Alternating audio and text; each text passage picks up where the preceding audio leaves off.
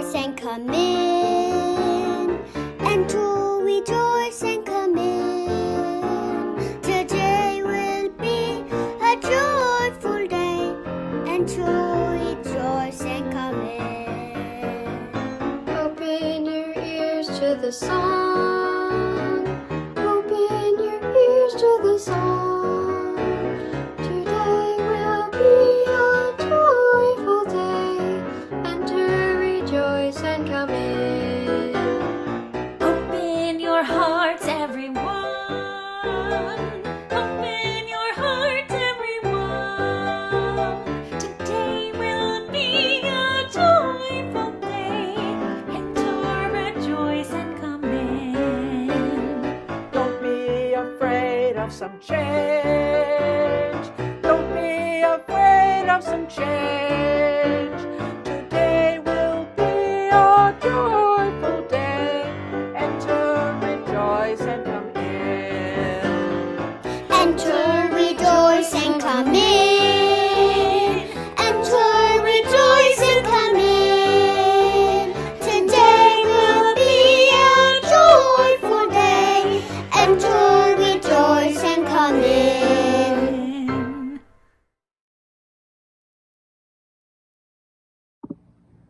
Hello, I'm Reverend Ruth Vann Lillian. Welcome to the Unitarian Universalist Fellowship of the Emerald Coast. We are a covenantal community founded on loving kindness and a common devotion to our free faith. We recognize all the earth as sacred ground, and we welcome each other into this virtual space. We especially welcome those visiting with us today. We are so glad you're here.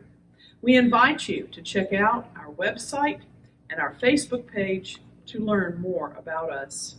We hope to touch hearts, teach minds, challenge spirits, and comfort souls. May you find refreshment and restoration in our service today. We light this chalice with love. You're not going to say love? Love. Okay, good. We practiced that. All right.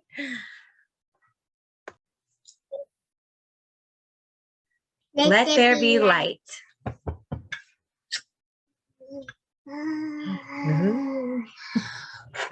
No, not yet.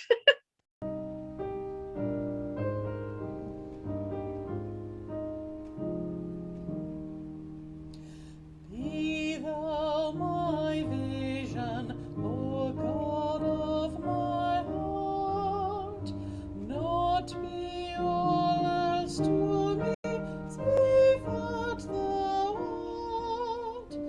Thou marvelous thought, by day or by night, waking or sleeping, thy presence my light.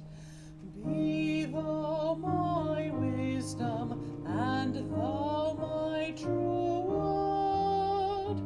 I ever with thee, and thou with me go. Thou my shelter, thou my high tower. Praise thou me heavenward, O power of my power.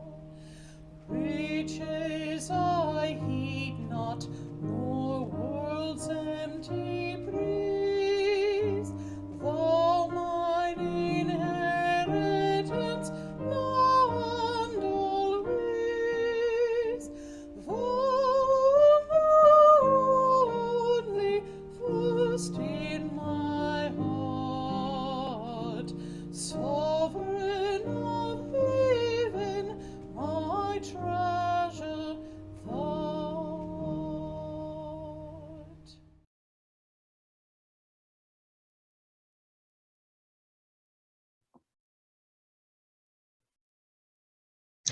Good morning.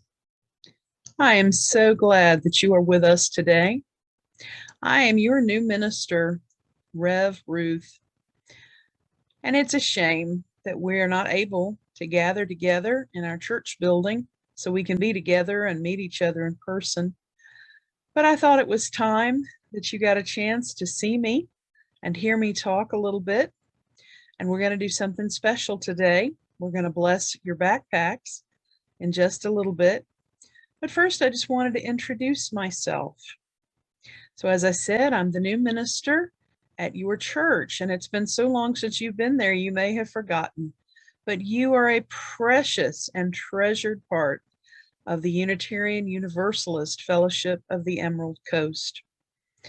And when we used to get together before COVID made so many people sick, you would come up during the service and sit on the stairs. And if we could be there today, I would sit down in front of you and introduce myself and tell you a little bit about me. But since I can't do that, instead, I'm going to show you some pictures. So I'm going to share my screen.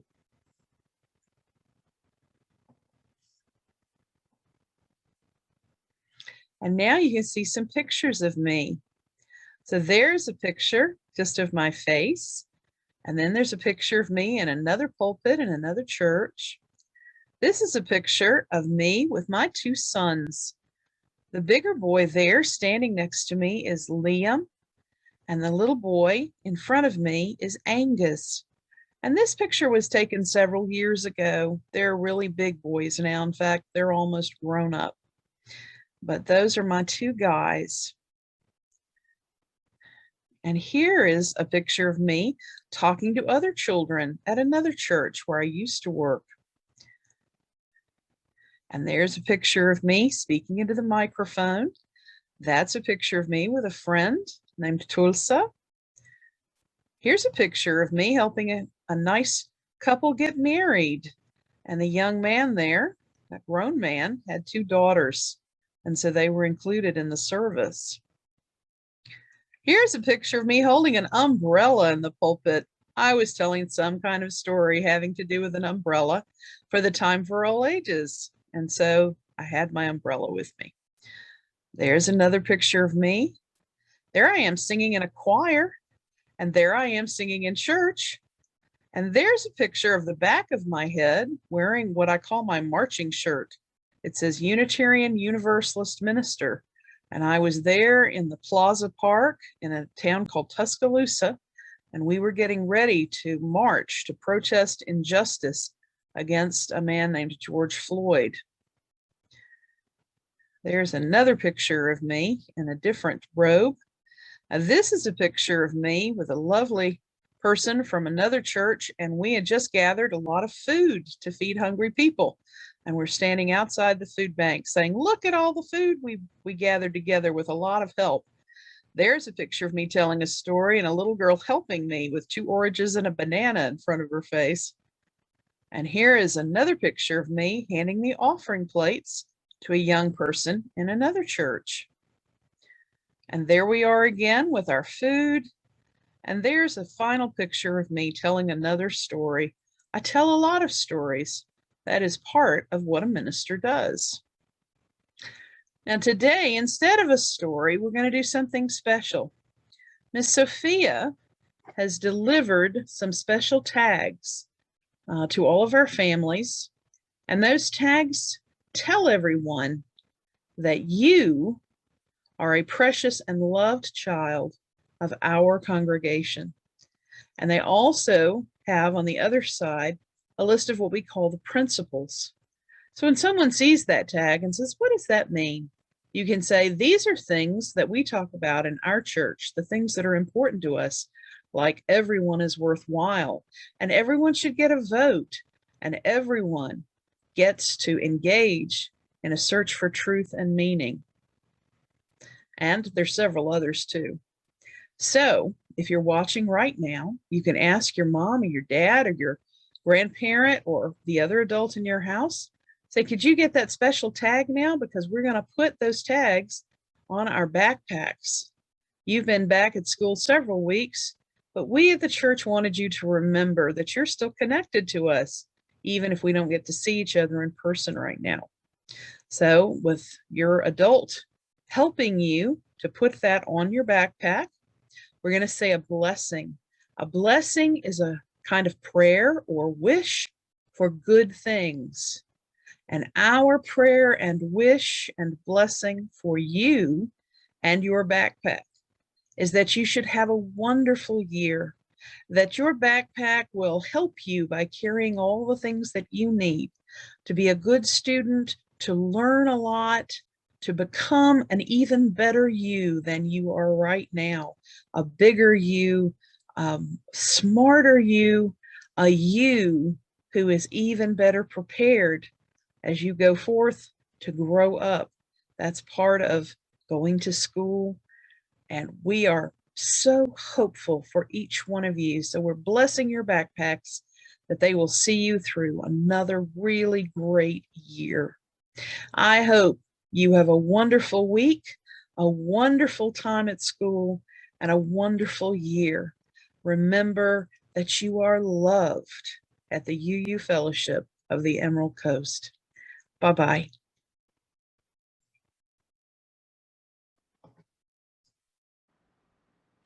Let's take a few moments to think of the joys and concerns of our community and some silence, and then I'll close us with a few words.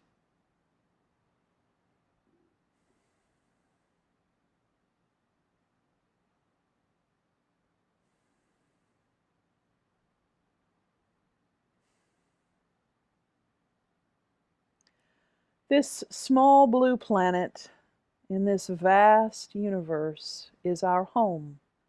It is our only home. And we are all children in the family of the earth. We have all been born with inherent worth and dignity. Each of us is connected to the other, and we are all connected to the creatures, to the plants, to the very air of this earth. Whatever it is that burdens you, whatever it is that concerns those you care about, whatever you are celebrating today, it is all significant. You are deserving of love and care, and we are connected to one another. We are part of a community. Let us hold each other gently and carefully in our hearts and in our minds as we go forth into this week. Let us remember that we are none of us alone. Amen. Shalom. Blessed be.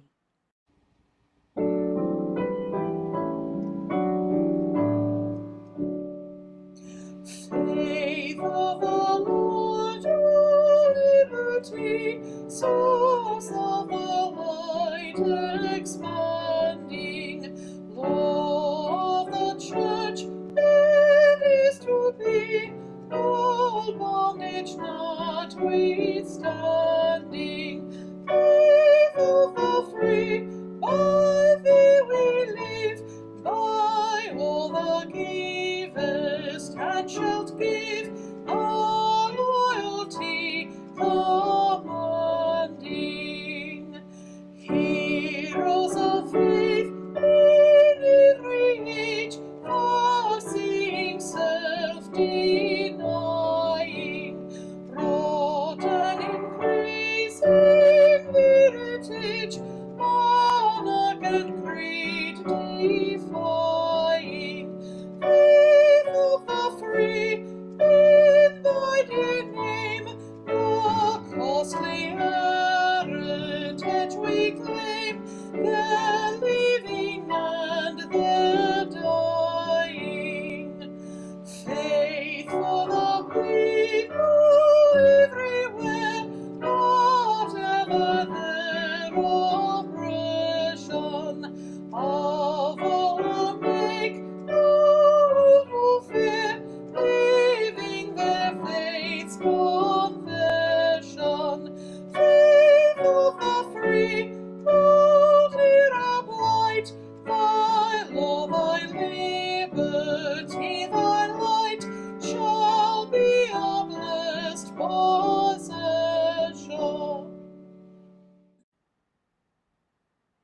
So, how do you get to Carnegie Hall?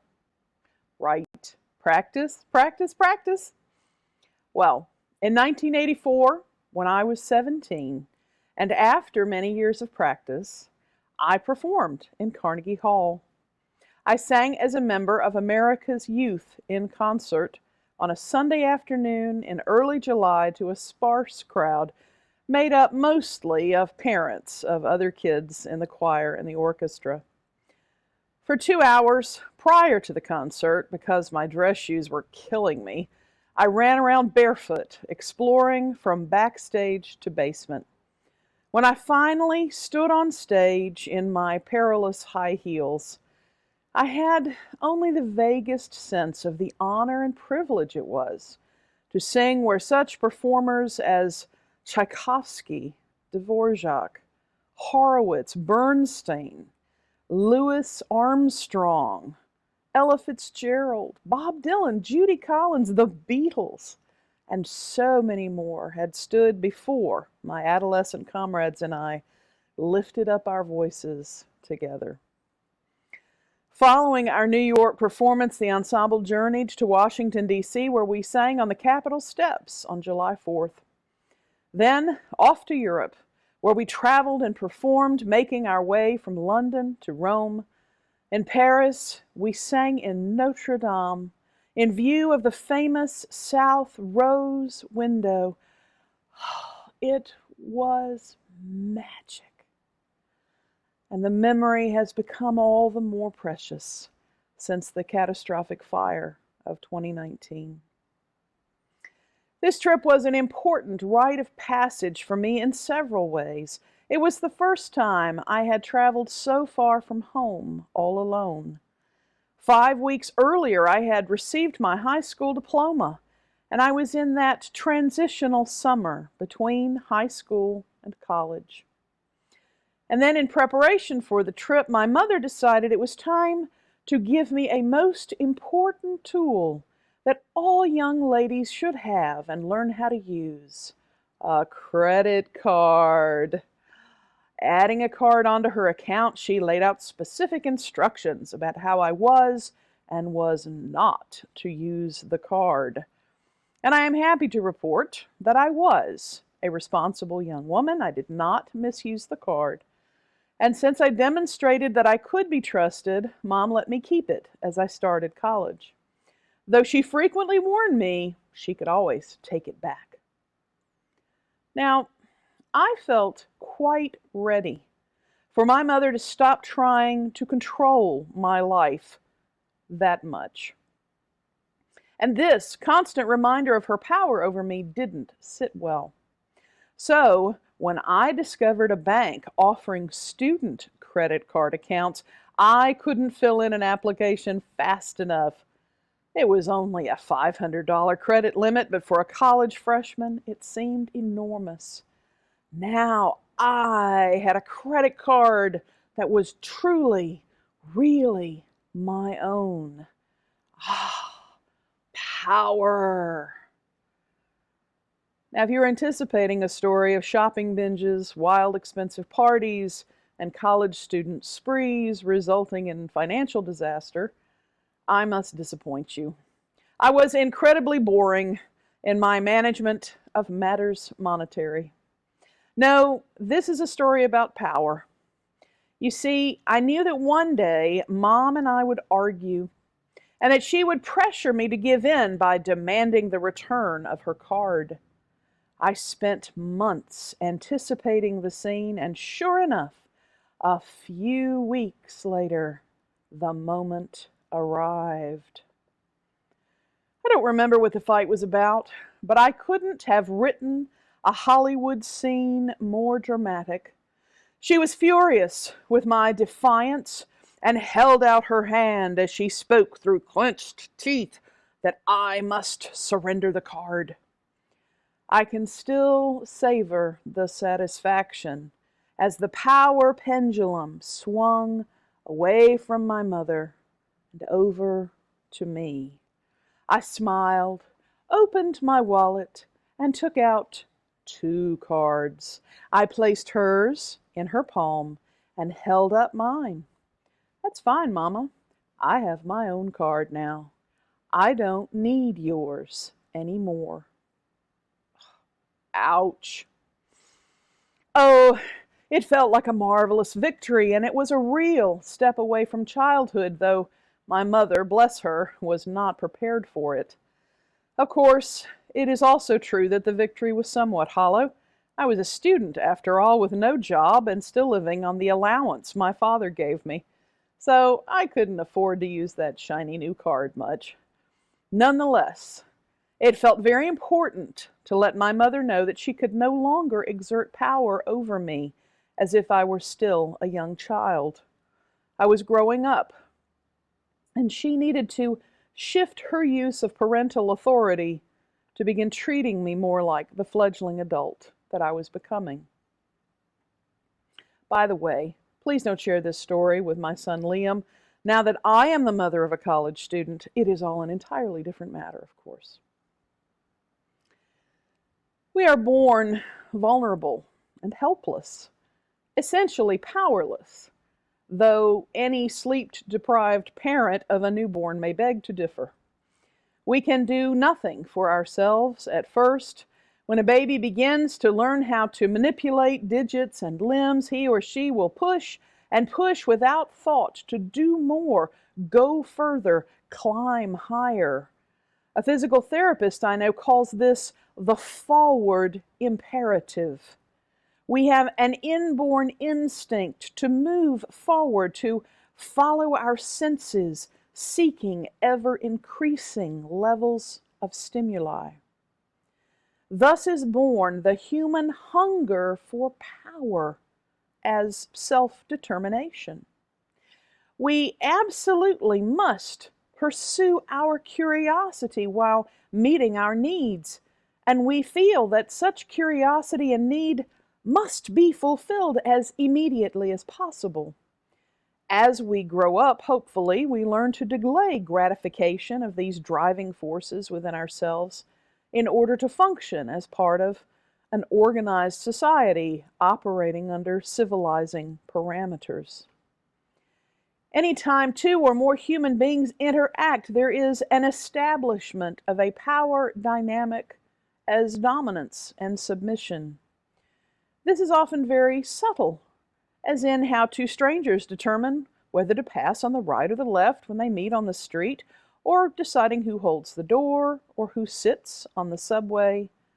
In the home, the classroom, the office, the boardroom, and the church.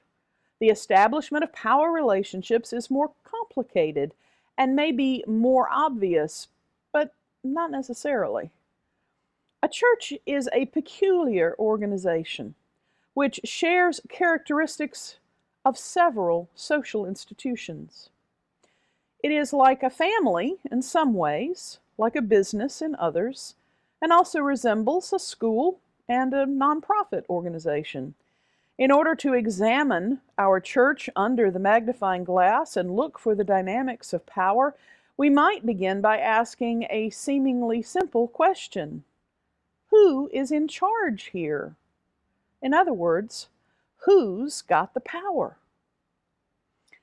In 2013, the Unitarian Universalist Association Commission on Appraisal published a report entitled, Who's in Charge Here?, on the complex relationship between ministry and authority.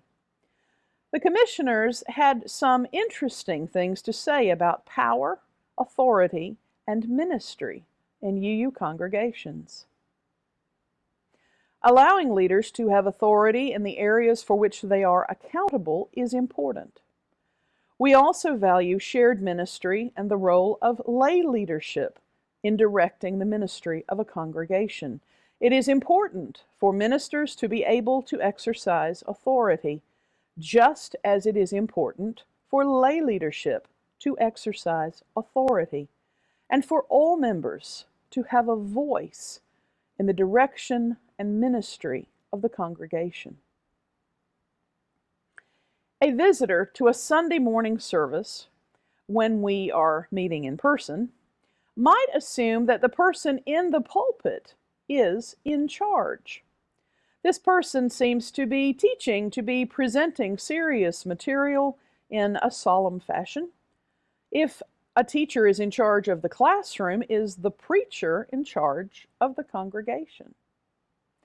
Well, of course not, we answer. Everyone who speaks in this pulpit is offering ideas and information, which will be received for examination, cogitation, discussion, and acceptance or rejection, or a little of both. There may be some power of influence in this pulpit, but it is limited. Well, there is someone called a president. Perhaps our Jane Parks is in charge. She is not here beside me to snort and chuckle, so we'll just take that response as given. She is elected, like all board members, and serves for 1 year to lead the Board of Trustees in managing the business affairs of the church. So, yes, she has some power, some authority, which she exercises in various ways, but is she in charge? I don't think so, and I imagine she would agree. Okay, well, what about this Board of Trustees then? They must be in charge because they make rules and decisions about spending the money and running the church and other important stuff. At least for the duration of their term, they can tell the rest of the fellowship what to do, right? Well, not exactly. They have the authority to make rules in keeping with the fellowship's bylaws, but enforcing them is trickier. Those who elected them can still gripe and grumble about their decisions and attempt to circumvent them or to leave the fellowship if they become too unhappy with the board's work. But we have brought in someone new called the minister. She must be in charge, right? Well, she will exercise some authority, make some decisions, share her wisdom and opinions, weigh in on solving problems, remind us of the Unitarian Universalist principles and of our vision and mission statements. She will go out into the larger community and represent our church and Unitarian Universalism.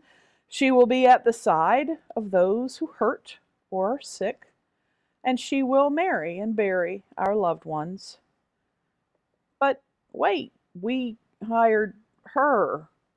The board, elected by the congregation, voted on it, and that makes us all her bosses. So she can only exercise the authority we give her, right? Now our visitor's really confused about who has the power in the church, who is in charge, and well, maybe we all are just a bit. Let me tell you another story about shifting power dynamics. This happened on a Christmas afternoon to a friend of mine some years ago. Larry was driving alone back home after spending the day with his family about 30 miles away, and suddenly he blew out a tire. He coasted safely to the side of the road, got out, went back to get the spare, the jack, and the tire iron. Sadly, on this bitterly cold day, he had forgotten his gloves. After working for a few minutes, he realized that without gloves, he was going to have a very hard time getting this tire changed.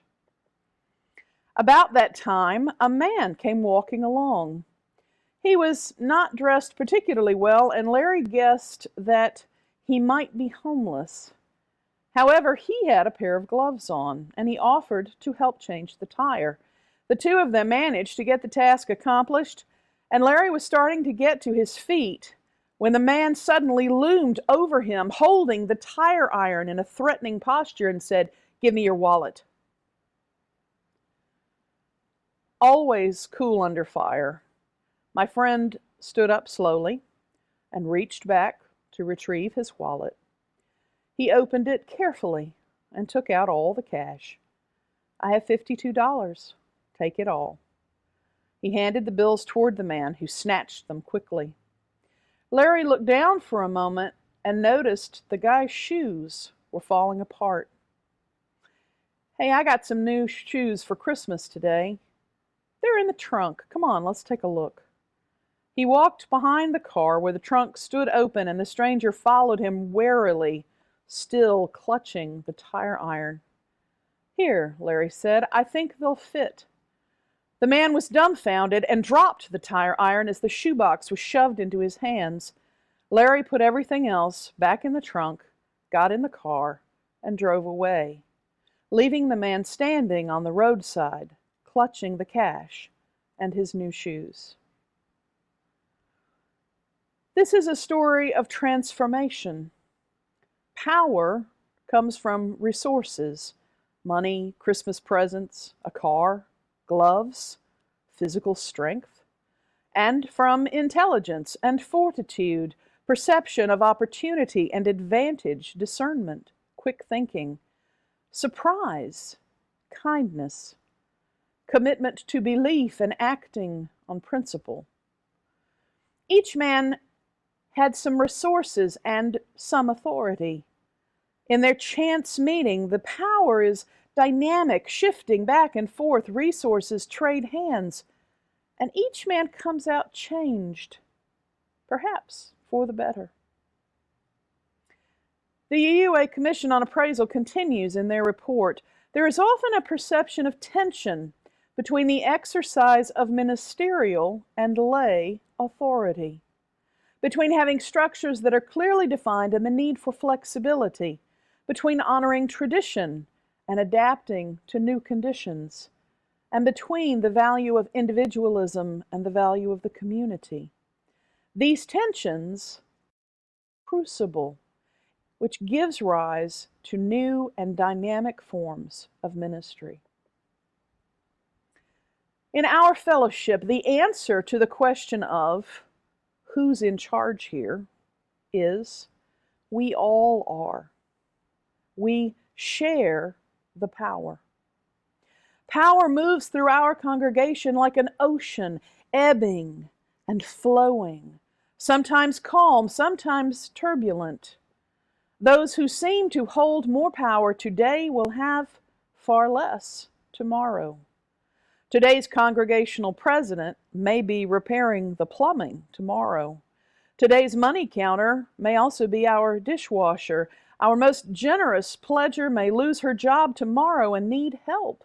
Our most authoritative leader may fall ill in a moment, suddenly needing much support. Accepting power humbly and relinquishing it easily, these are qualities to admire in others and to cultivate in ourselves. We each have a lot more power than we may realize. Everyone in our UU community is here by choice, and we have gifts to offer and needs we hope to meet by being a part of this fellowship. We each have many opportunities to use our power to help another. A kind word or a genuine expression of appreciation or sympathy can go a long way to meeting someone else's needs. In the same way, a thoughtless comment, a criticism, or a careless act can hurt far deeper than we realize, and just because it went via email or text or Facebook doesn't mean it didn't sting. Ralph Waldo Emerson said, "Nothing external to you can have any power over you." When we belong to a congregation, we cease to be external to one another and we become connected, thereby gaining power over one another. It is so very important that we use this shared power carefully and moderately if we are to follow our vision and implement our mission while trying to get our own needs met and help others meet theirs. We must have tremendous respect for this power we share. Let us thoughtfully and faithfully share our power and encourage and promote the accomplishment of the highest ideals, the greatest visions, and the most life-affirming goals. As all superheroes and Unitarian Universalists know, we must use our power for good and be as truly good as we can be, and do as much good as we are able. Who's got the power? Who's in charge? We all do, and we all are. Amen. Shalom. Blessed be. Go now in peace.